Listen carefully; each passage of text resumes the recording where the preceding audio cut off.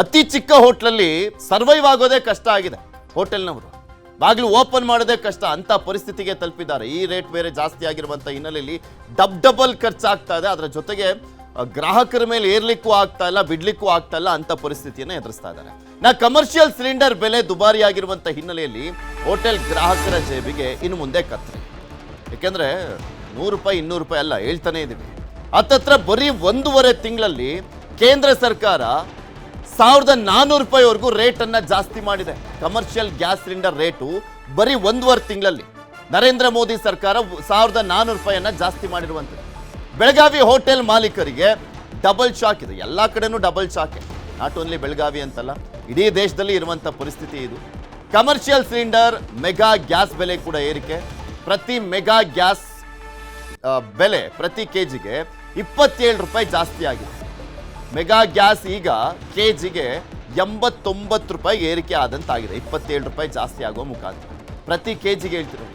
ಇನ್ನೆರಡು ದಿನದಲ್ಲಿ ಹೋಟೆಲ್ ಮಾಲೀಕರು ಸಭೆಯನ್ನ ಮಾಡಿ ತಿಂಡಿ ಊಟದ ಬೆಲೆ ಏರಿಕೆ ಬಗ್ಗೆ ತೀರ್ಮಾನವನ್ನ ಮಾಡಲಿದ್ದಾರಂತೆ. ಅವ್ರು ತೀರ್ಮಾನ ಮಾಡ್ತಾರೋ ಬಿಡ್ತಾರೋ, ಆಲ್ಮೋಸ್ಟ್ ಎಲ್ಲ ಹೋಟ್ಲವರಂತೂ ಜಾಸ್ತಿ ಮಾಡೇ ಮಾಡ್ತಾರೆ.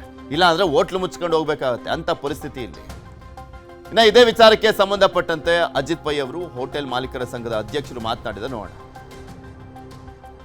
ಮತ್ತೊಮ್ಮೆ ಹೋಟೆಲ್ ಉದ್ಯಮ ಮತ್ತು ಗ್ರಾಹಕರಿಗೆ ಈಗ ಸರ್ಕಾರ ಶಾಕ್ ನೀಡಿರ್ತಕ್ಕಂಥದ್ದು. ಏಕಾಏಕಿ ಕಮರ್ಷಿಯಲ್ ಗ್ಯಾಸ್ ಸಿಲಿಂಡರ್ ಬೆಲೆಯಲ್ಲಿ ಸುಮಾರು ₹900 ಬೆಲೆ ಏರಿಕೆಯಾಗಿದೆ. ಇದರಿಂದ ಹೋಟೆಲ್ ಗ್ರಾಹಕರು ಮತ್ತು ಉದ್ಯಮಿಗಳು ಈಗ ಸಂಕಷ್ಟಕ್ಕೆ ಸಿಲುಕಿದ್ದಾರೆ. ನಾನೀಗ ಬೆಳಗಾವಿಯ ಪೈ ಹೋಟೆಲ್ ಇದ್ದೇನೆ. ಈ ಒಂದು ಹೋಟೆಲ್ ಬೆಳಗಾವಿಯ ಕೇಂದ್ರ ಬಸ್ ನಿಲ್ದಾಣದ ಮುಂಭಾಗದಲ್ಲಿ ಬರುತ್ತೆ. ಇಲ್ಲಿ ಪ್ರತಿನಿತ್ಯವೂ ಕೂಡ ಸಾವಿರಾರು ಜನ ಗ್ರಾಹಕರು ಈ ಒಂದು ಹೋಟೆಲ್ಗೆ ಬರ್ತಾರೆ. ಹೋಟೆಲ್ ಉದ್ಯಮ ಈಗ ಮತ್ತೊಮ್ಮೆ ಸಂಕಷ್ಟಕ್ಕೆ ಸಿಲುಕಿದೆ. ಹೋಟೆಲ್ ಮಾಲೀಕರು ಈಗ ಗ್ಯಾಸ್ ಬಿಟ್ಟು ಪರ್ಯಾಯ ಇಂಧನದತ್ತ ಮುಖ ಮಾಡುವಂತ ಅನಿವಾರ್ಯತೆ ಸೃಷ್ಟಿಯಾಗಿರ್ತಕ್ಕಂಥದ್ದು. ಬೆಳಗಾವಿಯಲ್ಲಿ ಒಂದು ಕಡೆ ಏನು ಮೆಗಾ ಗ್ಯಾಸ್ ನಿಂದ ಸಪ್ಲೈ ಆಗುತ್ತೆ, ಮತ್ತೊಂದು ಕಡೆ ಕಮರ್ಷಿಯಲ್ ಗ್ಯಾಸ್ ನಂಬಿ ಹೋಟೆಲ್ಗಳು ನಡೀತವೆ. ಈ ಬಗ್ಗೆ ಬೆಳಗಾವಿ ಹೋಟೆಲ್ ಮಾಲೀಕರ ಸಂಘದ ಅಧ್ಯಕ್ಷರಿದ್ದಾರೆ. ಸರ್, ಬೆಳಗಾವಿಯಲ್ಲಿ ಎಷ್ಟು ಹೋಟೆಲ್ಗಳಿದೆ, ಈ ಸದ್ಯದ ಪರಿಸ್ಥಿತಿ ಹೇಗಿದೆ ಸರ್? ಸರ್, ಬೆಳಗಾವದಲ್ಲಿ ನಮ್ದು ಹೋಟೆಲ್ ಮಾಲಕರ ಸಂಘ ಇದರಲ್ಲಿ 204 ಮೆಂಬರ್ಸ್ ಅದಾರೆ ರಿಜಿಸ್ಟರ್ಡ್. ಆದರೆ ಕೆಲವೊಂದು ಹೋಟೆಲ್ಸ್ ನಮ್ಮ ಸಂಘದಲ್ಲಿ ರಿಜಿಸ್ಟರ್ಡ್ ಇಲ್ಲ. ಸೊ ನಮ್ಮ ಅನುಮಾನ ಪ್ರಕಾರ round about 450 hotels, restaurants and canteens totally ಬೆಳಗಾವದಲ್ಲಿ ಅದಾವೆ. ಅದರಲ್ಲಿ ಕೆಲವಷ್ಟು 50% ಅಷ್ಟು ಅವರಿಗೆ ಪೈಪ್ಲೈನ್ ಗ್ಯಾಸ್ ಅವೈಲೇಬಲ್ ಆಗಿದೆ. ಕೆಲವೊಂದು ಏರಿಯಾದಲ್ಲಿ ಎಲ್ಲಿ ಪೈಪ್ಲೈನ್ ಗ್ಯಾಸ್ ಒಯ್ಯಲಿಕ್ಕೆ ಅನಾನುಕೂಲತೆ ಇದೆ, ಅಂದರೆ ಡೆನ್ಸ್ಲಿ ಪಾಪ್ಯುಲೇಟೆಡ್ ಸಿಟಿ ಏರಿಯಲ್ಲಿ ಪೈಪ್ಲೈನ್ ಗ್ಯಾಸ್ ಅವೈಲೇಬಲ್ ಇಲ್ಲ. ಅಲ್ಲಿ ಭಾಳಷ್ಟು ಹೋಟೆಲ್ಸ್ಗಳಿದಾವೆ. ಅವರಿಗೆ ಈ ಗ್ಯಾಸ್ ಶಾರ್ಟೇಜಲ್ಲಿ ಭಾಳಷ್ಟು ಅನಾನುಕೂಲತೆ ಆಗ್ತಿದೆ. ಸರ್, ಈಗ ಗ್ಯಾಸ್ ಏರಿಕೆ ಬಗ್ಗೆ ಹೇಳಬೇಕಂತಂದರೆ ಒಮ್ಮಿಗೆಲೇ ನಮ್ಮ ಸರ್ಕಾರ ₹995 ಒಂದು ಸಿಲಿಂಡರ್ಗೆ ಏರಿಸಿದ್ದಾರೆ. ಸೊ ಪರ್ಸೆಂಟೇಜ್ ವೈಸ್ ಕ್ಯಾಲ್ಕುಲೇಟ್ ಮಾಡಿದರೆ ಸಾಧಾರಣ 35% ಅಷ್ಟು ಅವರು ಗ್ಯಾಸನ್ನು ರೇಟ್ ಏರಿಸಿದ್ದಾರೆ.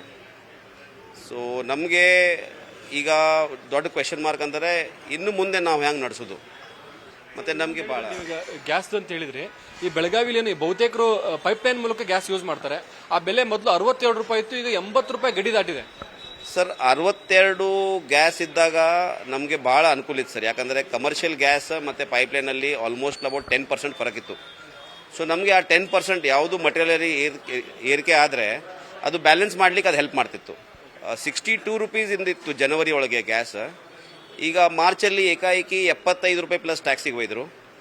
ಮತ್ತು ಏಪ್ರಿಲಲ್ಲಿ ಅದನ್ನು ₹89 ಒಯ್ದರು.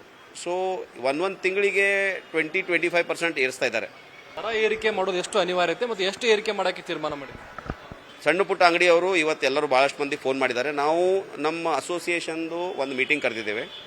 ಆ ಮೀಟಿಂಗಲ್ಲಿ ನಾವು ಎಲ್ಲ ಮೆಂಬರ್ಸಿಗೆ what is the rate as of today, ನಮಗೆ ಫುಡ್ ಕಾಸ್ಟ್ ಮೇಲೆ ಅದನ್ನು ಎಷ್ಟು ಪೆಟ್ಟು ಬೀಳ್ತದೆ, ಅದಕ್ಕೆ ನಾವು ಅಲ್ಟರ್ನೇಟನ್ನು ಏನು ಯೂಸ್ ಮಾಡಬೇಕು, ಅದರದ್ದು ನಮ್ಗೆ ಕಾಸ್ಟಿಂಗ್ ಎಷ್ಟು ಬರ್ತದೆ, ವೆದರ್ ನಮ್ಮ ಕಡೆ ಆ ಜಾಗ ಇದೆಯಾ ಮಾಡಲಿಕ್ಕೆ, ಅದಕ್ಕೆ ತಾಗೋದು ಹೈಜೀನ್ ಫ್ಯಾಕ್ಟರ್ಸನ್ನು ಮೇಂಟೈನ್ ಮಾಡಲಿಕ್ಕೆ ಆಗ್ತದೆ, ಇವೆಲ್ಲ ಪ್ಯಾರಾಮೀಟರ್ಸನ್ನು ಚೆಕ್ ಮಾಡಿ ಎಲ್ಲರಿಗೂ ನಾವು ಸೂಚನೆ ಕೊಡ್ತೇವೆ. ವಿದ್ಯುಷ್ ಅಂದ್ರೆ ಬೆಳಗಾವಿ ಹೋಟೆಲ್ ಮಾಲೀಕರ ಸಂಘದ ಅಧ್ಯಕ್ಷರು ಹೇಳ್ತಕ್ಕಂಥದ್ದು. ಕ್ಯಾಮರಾಮನ್ ಅಶೋಕ್ ಜೊತೆ ಚಂದ್ರಕಾಂತ್ ಸುಗಂಧಿ, ನ್ಯೂಸ್ 18 ಬೆಳಗಾವಿ.